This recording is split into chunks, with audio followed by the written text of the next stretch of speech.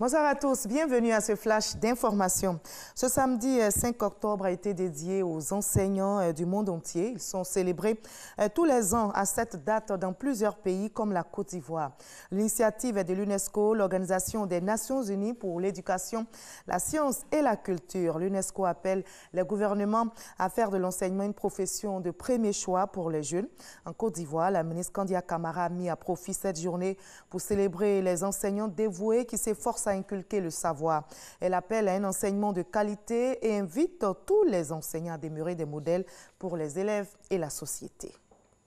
Archibat 2019 s'est terminé. Le salon de l'architecture et du bâtiment a refermé ses portes hier samedi après 5 jours d'activité.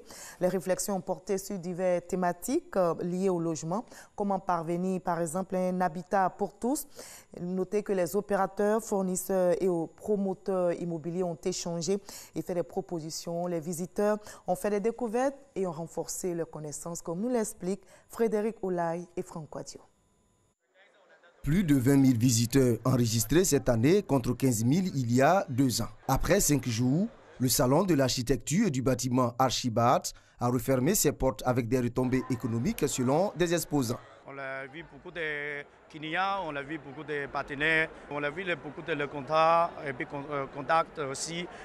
Chaque jour, peut-être on peut voir des 500 le clients, les visiteurs. Nous avons renseigné plusieurs clients et établi beaucoup de collaborations. Donc nous espérons que ce sera un boom pour notre entreprise. De la promotion des produits, il en a été question à Archibat. Archibat nous a permis de faire connaître aux Ivoiriens qu'il y a un produit qui remplace l'acier traditionnel pour la construction, qui est vraiment écologique. Ce salon a servi de cadre d'apprentissage pour des étudiants venus visiter les stands et participer aux ateliers. Je suis dans un bureau d'études. Nous faisons que seulement les plans. Et il fallait venir à ce salon-là pour voir ce que ces plans-là peuvent donner. C'est-à-dire, quand on fait la structure, à voir à quoi réellement ressemble cette structure que nous proposons sur les plans. Archibat a également permis aux architectes de mieux faire connaître leur profession. L'architecture est un métier de service public. Et donc nous travaillons pour tous les Ivoiriens. Et j'en profite aussi pour vous dire que l'architecte n'est pas cher. On a tendance à le faire dire. Et surtout que la majorité des gens qui viennent vers nous sont ceux les plus fortunés, c'est vrai, mais nous faisons beaucoup d'œuvres sociales.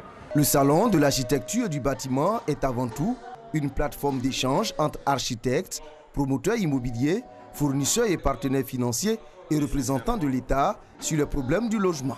Il s'agit tout d'abord de la nécessité d'aller vers une production massive, d'une prise en compte systématique des notions de durabilité, de mixité sociale, de mobilité urbaine et d'efficacité énergétique dans la conception des quartiers. En attendant, la 8e édition du Salon de l'architecture et du bâtiment Archibat a été annoncée pour 2021. Reportage réalisé par Frédéric Oulaye et Francis Boisfort. Les sénateurs, eux, étaient réunis ce vendredi en plénière à Yamoussoukro. Ils avaient comme invité le président de la Cour des comptes. Ce dernier est allé expliquer le rôle de son institution dans l'exécution de la loi des finances au budget de l'État.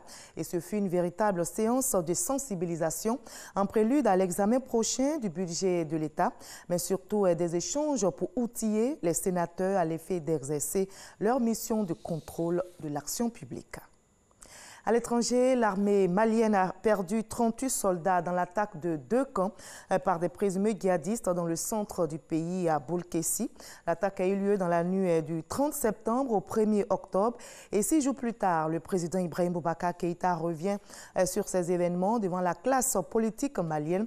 Notez que c'est la première fois qu'il s'exprime sur ces faits.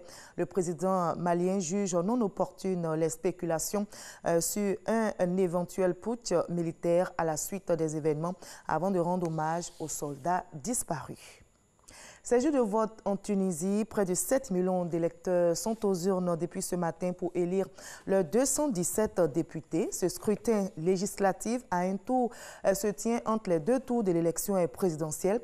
Le taux de participation aux élections législatives à la mi-journée se situait entre 23,49% au niveau national. À l'étranger, le taux de participation était de 12%, dont 68% pour les hommes et 32% pour les femmes. Les bureaux de vote vont fermer dans quelques instants et laisser place au dépouillement. Après la tuerie qui a eu lieu à la préfecture de police de Paris le jeudi dernier et qui a entraîné la mort de 4 personnes, le dossier administratif de l'assaillant a révélé qu'il ne contenait aucun élément sur sa radicalisation. Pourtant, au fil des jours, le profil de ce dernier se précise. L'agent administratif, un homme de 45 ans, avait été en contact avec des personnes susceptibles d'appartenir à la mouvance islamiste salafiste, un groupe terroriste. Le ministre français de l'Intérieur évoque des dysfonctionnements à la préfecture de police de Paris, assurant que les policiers avaient entendu le suspect. On va se retrouver à 20h pour la grande édition. À tout à l'heure.